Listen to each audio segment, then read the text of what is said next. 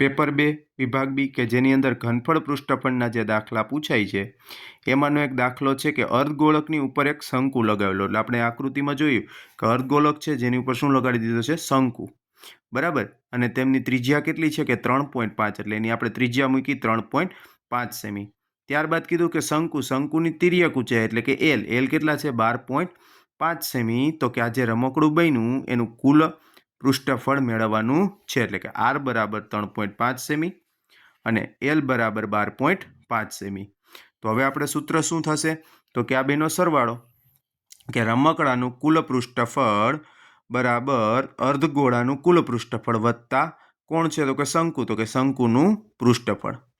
Okay, હવે એનું સૂત્ર મૂકીએ તો કે અર્ધગોળાનું પૃષ્ઠફળ શું થાય? તો કે 2πr² વત્તા શંકુનું પૃષ્ઠફળ પાઈ આર એલ, જેમાં કિંમત મૂકી કે 2 × 22/7 ગુણ્યા 3.5 છે એટલે પોઈન્ટ કાઢે એટલે 35/10 × 35/10, જેનો છેદ ઉડાડી 7 × 5 = 35, એટલે અહીં કેટલા વિધા? 5.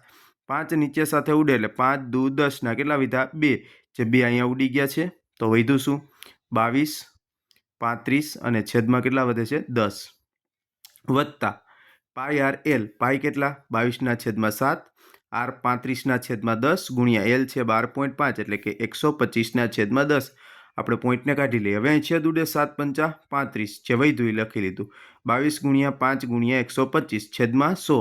હવે આપણે અંશમાં જેનો ગુણાકાર છે એ કરી લઈએ કે 22 × 35, તો કે 22 × 35 કરીએ એટલે જવાબ આવે 770 ના છેદમાં 10, એટલે 0 0 ઉડી ગયા.